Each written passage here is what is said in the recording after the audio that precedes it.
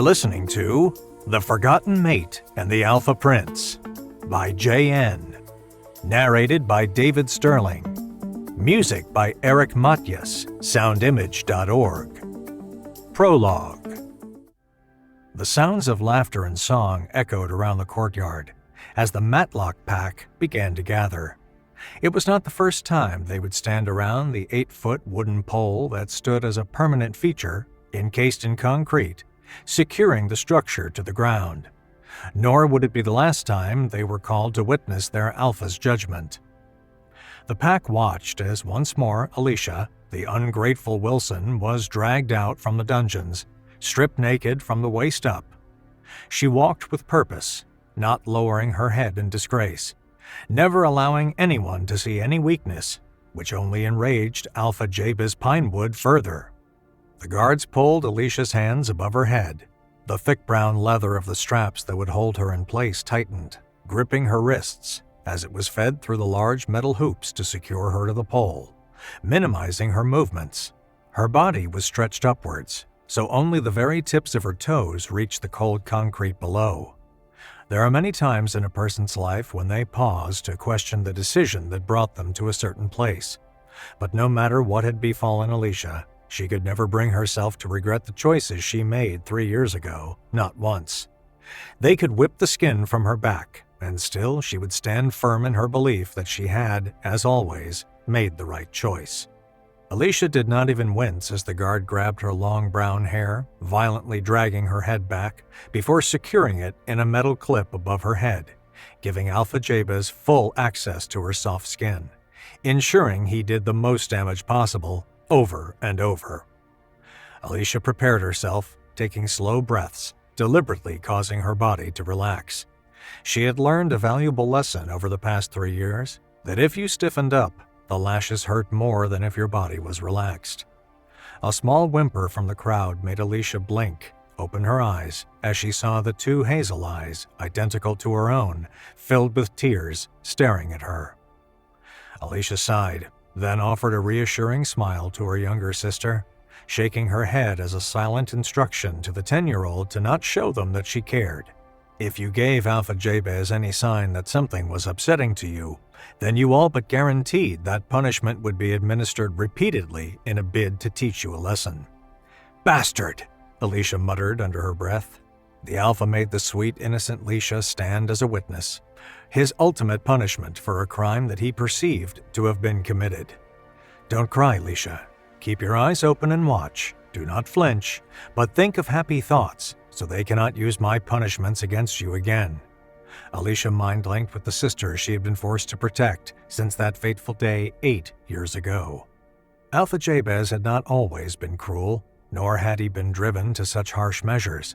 In fact, he had once shown both Alicia and Lesha kindness, taking them into his home and offering the 2 pups with alpha blood flowing in their veins sanctuary. A perceived kindness, but it came at a then unknown cost, one Alicia was unwilling to pay. Her parents had been tragically killed one fateful night.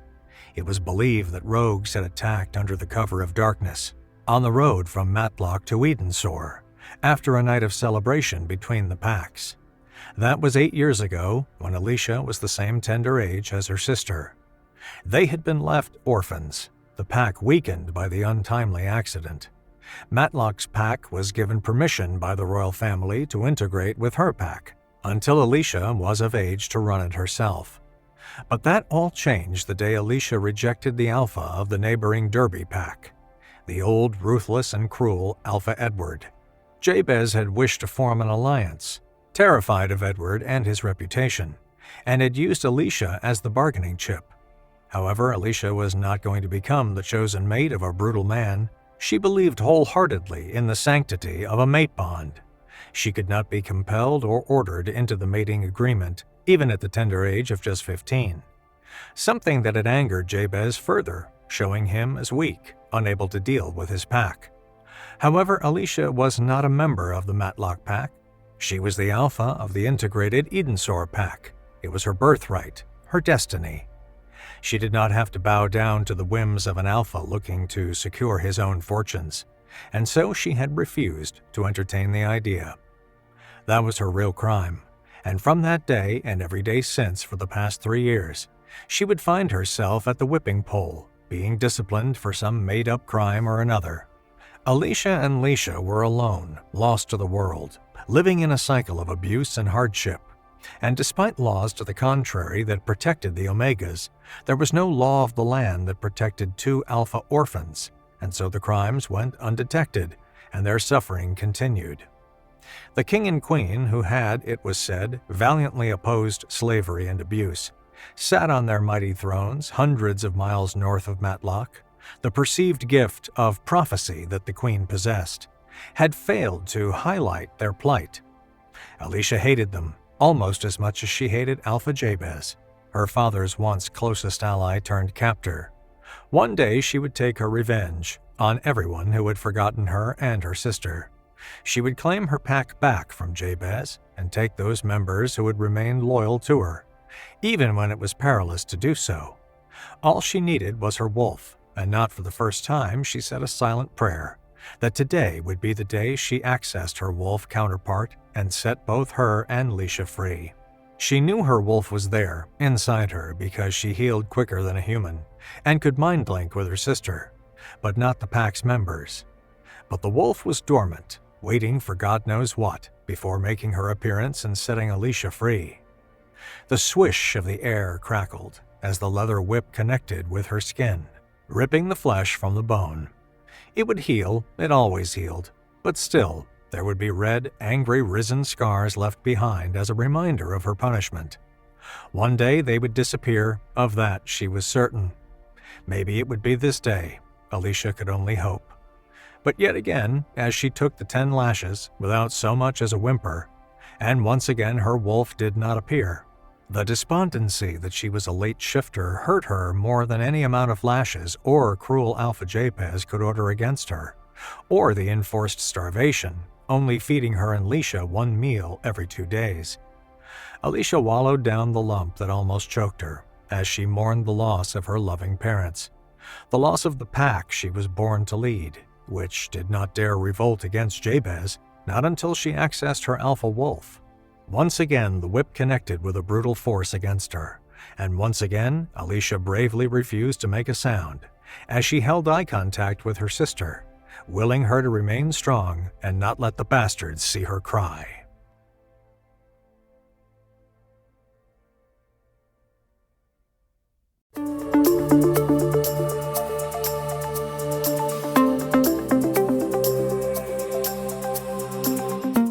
Chapter 1. The Forgotten Mate. The bite of the winter breeze caused Alicia to shiver. The thin, threadbare blouse she was wearing offered no protection from the cold, as she gathered logs for the pack's fires. Not that she would feel any heat from their flames. The thick trees of the pack woods would make an easy escape route for her, but although she gathered the wood alone, Alpha Jabez was no fool. He held her beloved sister close to him, with a silent threat of punishment for the child if Alicia made any attempt to escape. Gathering the small twigs for kindling, Alicia moved towards some of the thicker fallen branches, picking them up from the frost-covered ground. She glanced up at the tall tree that she would single-handedly need to chop down before making the larger logs, producing enough wood to last out the rest of the winter. With her basket full, she bent over and picked it up, making her way back to the basement door of the large stone-built pack house that had stood for over 100 years. The lights in the window made the place seem homey, but it was as far removed from a home as it could be. Alicia descended the concrete steps that led to the basement door, placed the full basket under her arm, and pulled at the large, thick wooden door. The creaking was loud enough to wake the dead, and she understood all too well the noise she had made would be used as one of her many crimes, so that once again she would be brought out to the whipping pole and the brutal punishment administered. The pain from the lashes was always worse in winter. Something about the cold air made the sting a little harder to bear. Alicia walked through the damp, dark, musty-smelling corridor, placing the basket down in the small alcove at the bottom, waiting for the Omegas to gather in and set the fires for today. With a heavy sigh, Alicia turned around and headed back towards the tree that in just a few more hours would not stand alongside its brothers, but would be felled, chopped up, and used to give the Matlock Pack heat for the winter. "Are you okay?" Alicia linked with her 10-year-old sister, knowing she was being made to sweep out the fireplace in the Alpha's office while he stood watching over her. "Yes, don't worry. He is not even taking much notice of me. There is a letter, and he is concentrating on that," Alicia answered, her young voice trying to reassure the older sister. Alicia felt the wave of relief wash over her, knowing there was only so long that she would be the only Wilson sister taking the barbaric punishments. All she could hope and pray was that her dormant wolf would break through whatever barrier was holding it back before that day came. Picking up the axe rather than the chainsaw, knowing that if she made a sound it would be used as an excuse to increase the lashings for the day, Alicia walked back to the woods, stepping behind the large tree, then wielded the axe. As the bark splintered, Alicia was grateful for the manual labor, if nothing else. The physicality helped warm her up. Not for the first time in her life she encountered her blessings. At least she lived towards the south of England, and not up north where this would be classed as a warm winter's day. Alicia sighed, remembering her loving mother, who would instruct her to count at least 5 blessings per day, to always remember that no matter how bad life got, it could always be worse. It was a practice she kept to, despite the horrific circumstances she now lived in. With each stroke of the axes, Alicia countered another blessing. "Jabez is occupied with his letter and not Alicia," she declared, as the axe stuck into the bark, while Alicia maneuvered it back and forth to free it. Those were 2 blessings she had, only 3 more to find. "Today is the day we get our meal," another blessing was crossed off her list. "The Luna is away at her parents' pack," she uttered to the tree, as it began to creak and groan, ready to fall. If Alpha Jabez was cruel, it was nothing compared to his Luna Qamar. Alicia had no doubt that the constant whining from the woman was partly the reason that she was treated so badly. Qamar was, in Alicia's opinion, too selfish to be the Luna of a pack, and although she could smile and come across as friendly, caring, and perfect to outsiders, those who happened to get on the wrong side of her understood all too well that in private her true character broke through the disguise of the goodness she cloaked herself in. With one last swing of the axe, the tree creaked, groaned, and fell to the ground, and her last blessing was found, as it did not make much noise at all. Alicia grabbed hold of the thick branches and began to drag the tree to the side of the pack house, ready to chop up into logs. For even though she was slight, due to the enforced malnutrition, she was still strong, due to her alpha blood. Sweat formed on her brow as she reached her destination. In the distance, she heard the roar of an engine before the crunch of wheels on the graveled path indicated a car was heading away from the pack's land. "Alicia, I don't know what has happened, but the Alpha just said the really bad words, then shouted for the Beta. They've gone off to get the Luna," Alicia linked her. With both the Alpha and Beta away from the pack for a minimum of 4 hours, now would be the perfect time to escape. However, something deep within Alicia told her to wait, to remain for a little while longer. Unable to shake the feeling that now was not the time to run from the pack, Alicia sighed. It was true, winter was upon them, and they had no money or supplies, not even a cardigan to protect her, and Alicia from the cold. It was not the perfect time to run. But then again, when was the perfect time to leave this place? When she had her wolf and could lead the Edensor pack members back home?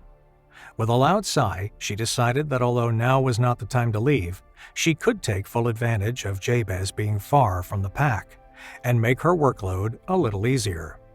Bending, she picked up the chainsaw, pulled the string, and it roared into life, and chopped the wood with relative ease. Today she had 6 blessings to be thankful for. Finished with the wood, Alicia walked back into the pack house, preparing to go help her sister sweep out the remainder of the fireplaces, when Daphne, the elderly Omega, who had served her parents so well, approached her, a warm smile on her face. "Alicia, the Matlock wolves are restless. I do not know why, but the Alpha, Luna, and Betas are not coming back today," Daphne informed her. "Really? Something must be going on," Alicia pondered, wondering what and not sure why she cared. "I am on kitchen duty today. Come upstairs with Alicia and get some breakfast when the rest of the pack have left the dining room," Daphne smiled, placing her hand on her true Alpha's delicate arm and giving it a small squeeze. "Daphne, thank you, but I do not want to get into trouble," Alicia protested. She had a duty to protect not just her sister but the other loyal Edensor Pack members who would try to help her. "They are not here, don't worry. You will have 3 meals today, trust me," Daphne said in earnest. Alicia nodded gratefully, not just for her but for her sister, then headed up the stairs to help Alicia with her workload. Finding her in the main living area for the pack, Alicia walked in, ignoring the stares from the Alpha and Luna's daughter, her one-time best friend, Honey, and her group of friends. Honey's indifference to her after she had refused to be mated with Edward had stung her more than any lash of the whip she had ever received. But that was 3 years ago, and the bitter sting had long left Alicia. The girl was not worth her regard. "Well, I am sure he will be happy with what he finds here," Honey said, twirling a strand of her long honey blonde hair around her finger, while fluttering her eyelashes at the young wolf who she held court with. "Maybe you will be his mate?" one of the younger girls giggled. Alicia resisted the urge to roll her eyes at the conversation and bent down next to Alicia and began to sweep the ash from the grate that sat in the center of the large stone fireplace. "I heard he is supposed to be really handsome and kind, with a wicked sense of humor," another girl added with a smile. "My aunt once visited the Royal Crescent Moon Pack when she was a part of her pack warrior squad for the Interpack Games. She said he pulled many pranks on his sister and was annoying," the male pack member stated, clearly jealous of the attention the unknown male was receiving from his female friends of Honey. "I can put up with some pranks if it means that one day I will be queen," Honey declared. Alicia froze slightly, realizing they were talking about the royal family, more specifically, the heir to the werewolf throne, Prince Asher Colton. Something inside her seemed to cause her tummy to flip, and excitement bubbled up inside of her. With a deep breath, Alicia determined not to just be a fool. Like the other girls that were gathered here in the living room, even if Prince Asher were to come, she would not see him, and she did not want to. He lived in his ivory tower, while she struggled every day just to survive. Lost, forgotten, her rank not low enough to warrant their concern. The royals did not care about her plight. She was not an Omega, so she was determined not to care about them. "Well, we shall see. He still hasn't found his mate. Even if I am not his fated mate, I am sure he will take me as his chosen mate. 3 weeks' time, and he will be here. I have 3 weeks to prepare myself," Honey grinned, and then jumped out of her seat and left the room, her entourage following her. Alicia looked at Alicia with a bright smile on her face. "If the prince comes, maybe he will help us," the young girl declared. "Alicia, we do not need anyone to rescue us. We just need my wolf to appear and we can rescue ourselves," Alicia scolded her younger sister. "I know we always need to rely on ourselves, but what if—" Alicia's voice trailed off as the door to the living room opened once more, and the Delta roughly grabbed Alicia by her long brown hair. "You woke me up. Now you will be punished," he declared, as Alicia inwardly shook her head. At least when the Delta whipped her, he did not have the full force that the Alpha had, and she stood to her feet and nodded her head. Then, with her shoulders straight, she walked past him to receive her daily lashes without so much as a flinch.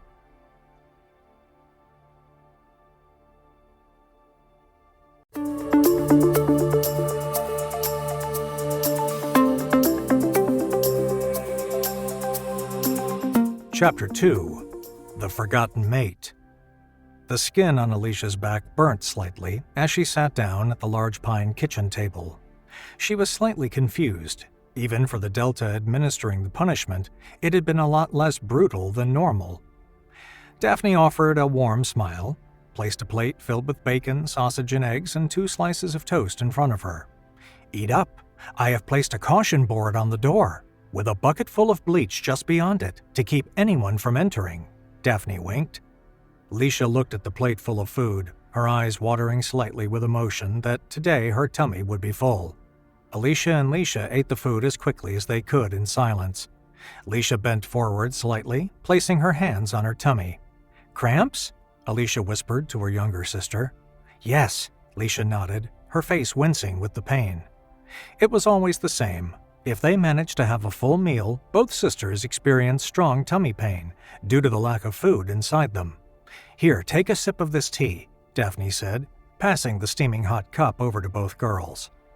Gratefully, they sipped from their cups, allowing the warm liquid to soothe the ache in their stomachs. Gathering the plates from the table, Daphne scraped the remaining food into the large bin. It broke her heart to not be able to give the girls the leftovers, but it was too dangerous. If they were caught, then Alicia would face yet more of the same brutality that the Matlock Pack's ranked wolves loved to bestow on her. Daphne felt helpless. Her eyes stung with tears as she remembered happier times. Times when Alicia would run into her kitchen at Edensor, her infectious giggle filling the room, as she played a joke on her father or mother. She would grab a home-baked biscuit and sit with a glass of warm milk, chatting to her about her day at school or her junior Alpha training she had embarked on with her father. She was happy then. They were all happy. Alicia brought yet more happiness to their lives. The young pup, dragging the biggest stuffed unicorn you had ever seen around with her everywhere she went. But all that changed in the blink of an eye. The attack had come swiftly, or people thought. Rogues out on the country mile shifted, bringing the Alpha and Beta's cars to a halt, ripping not only the Alpha from his pack, but the Luna, Beta, Delta, and Gamma, leaving no one to lead Edensor. Alicia was but a child, unable to rule, and so Jabez stepped forward, declaring a lifelong friendship with Alpha Graham, and the order was granted to integrate the packs until such times as Alicia had come of age and could lead Edensor once more. The wolves all returning to their homelands, returning to happier times once more. It had been 4 months since Alicia had come of age, but still, she remained wolfless, unable to take her rightful place as the leader of the small Edensor pack. Daphne believed with all of her heart that the lack of food, coupled with the constant punishments, was the primary reason for her true leader's dormant wolf. She also believed, but dared not voice, that the attack was not an unfortunate accident, but clearly a well-thought-out plan to strengthen the Matlock Pack, to increase its numbers to match Derby Pack's size, as well as bring the strategically placed Edensor Pack lands under their command. "Go now, Alicia, but come back 1 hour after lunch is served." Alicia walked over to the elderly Omega, placing her hand on her heart. "Thank you. Stay safe, Daphne," she said to the closest person she had to a mother now, then gathered Alicia and left for the basement to continue with her chores. As Alicia hunched over the stone floor, scrubbing it on her hands and knees, Alicia skipped happily into the laundry room. "Alicia, it is true. Prince Asher Colton is coming to visit. That is all Honey can talk about. They are planning a ball in his honor when he arrives. The Alpha will not return until tomorrow." Alicia spared her young sister a smile. She still believed in the beauty of a monarchy, her young mind inquisitive, excited to see the comings and goings of a pack deemed worthy enough for the royal visit. Alicia, though, did not hold such pleasant thoughts about the prince's visit. To her it was just a stark reminder that there was no protection for any wolf with a high rank, only those that were Omegas. Yes, that was a good thing. Better than what was before, according to her father, during many of their lessons, but still, she was overlooked, and her plight was forgotten. It seemed only Omega and human rights were worth equality, not the rights of alpha-blooded orphans. "Do you think he will wear a crown?" Alicia excitedly asked. "I don't know. If it is a state visit, then potentially, but normally for pack visits, he will be dressed no better than the Alpha on a full moon," Alicia answered honestly. "Oh, I would have liked to see a prince with a crown. I wonder, will Princess Rebecca come? I hear her hair is as smooth as silk and as purple as a royal robe," Alicia chatted happily. Alicia offered nothing more than a soft smile, not wanting to take away from her sister's happy thoughts, although she did not share her excitement. The door to the laundry opened as the Delta walked in. "You two, go to the kitchen, you are to eat," he declared, before turning on his heel and leaving them. Alicia looked up at her sister, her eyes wide with shock. Alicia simply shrugged at the unasked question, placing her scrubbing brush back into the bucket of water, and then stood up, wiping her hands on the threadbare leggings with more than a few holes in the fabric. Then turning to her sister, she stretched out her hand, clasping Alicia's in hers. and they made their way up the stone spiral staircase that leads to the ground floor of the pack house. As they reached the kitchen, Daphne welcomed the sisters with a bowl of hot chicken soup and a slice of freshly crusted bread. "Take a seat. The Alpha has ordered you to be fed every day until the prince arrives," Daphne smiled warmly. Alicia locked eyes with the elderly Omega. She would not refuse the food for her sister's sake, but she was also no fool. Alicia understood, just as Daphne, that this was no act of kindness or repentance from the Alpha. It was merely a way to conceal the truth of how they were made to live in this place. "There will be some new clothes for you to wear when the prince arrives," Daphne informed Alicia, and Alicia smiled happily. Jumping from foot to foot with glee, dreaming of a pretty dress that she might get to wear.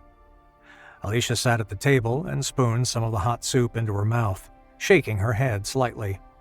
"I suppose I am not to be whipped either?" she asked with a humorless laugh. "I do not know, but I would guess they would not want you to be seen with marks on your back," Daphne sighed, placing another bowl of soup down, then sitting before drinking her own broth. "I will not wear their clothes. If the prince comes, he will see me as they treat me," Alicia determined. "But you will eat, Alicia. Strengthen yourself, strengthen your wolf," Daphne advised. Alicia sighed and then slowly nodded her head. "Only so that I might lead us all back to Edensor once my wolf makes her appearance." "Alicia, can I wear the pretty clothes?" Alicia asked, her big hazel eyes pleading with her older sister. Alicia took a deep inhale of breath. She longed for her sister to realize that by doing what Jabez wanted, she was dancing to his tune. They, neither of them, were born to follow his orders, but she was just a small girl who had known more hardship than she should have, and Alicia did not have the heart to refuse her the happiness a pretty dress would bring her. "Yes, if you like," Alicia smiled, then took another spoonful of the soup and placed it in her mouth. Alicia smiled happily, grabbing some of the bread and dipping it into her soup. "Not too much bread, Alicia, else your tummy will cramp again," Daphne warned the 10-year-old.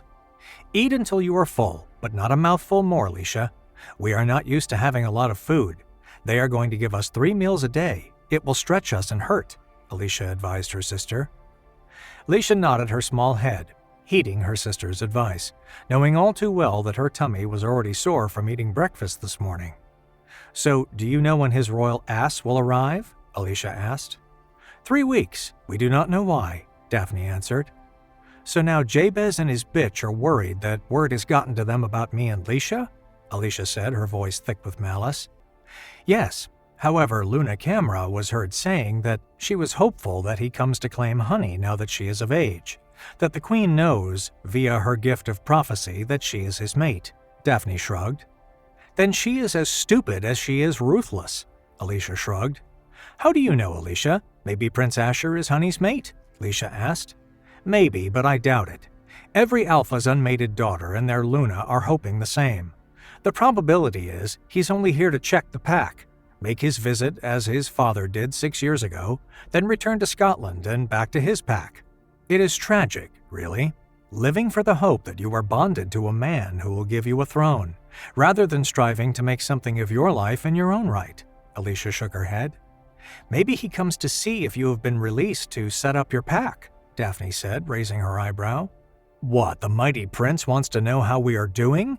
Too little too late," Alicia huffed, shaking her head. "It is not the prince's fault, Alicia. Remember who the real enemy is," Daphne softly told her, reaching out and taking her hand in hers. Alicia inhaled another breath and nodded.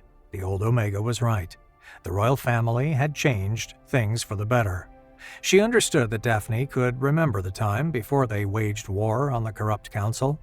But still, she felt the sting of rejection, that they knew nothing of her plight and had not helped rescue her and her sister from the tyranny of Alpha Jabez.